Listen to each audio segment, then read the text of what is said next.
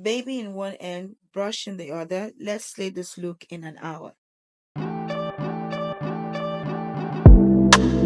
need to get ready the next 1 hour, and for some reason, Gigi decides that she wants to be clingy today.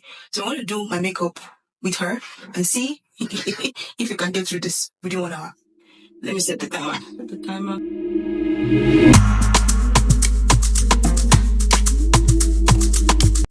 Promise me you're not going to touch anything.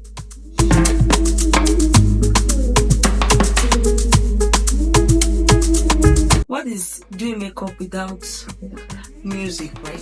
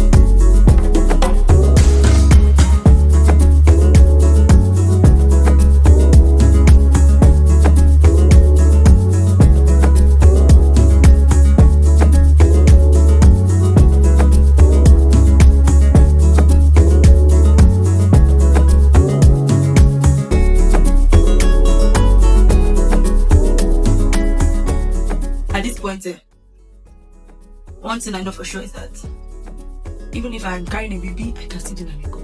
You never know until you try.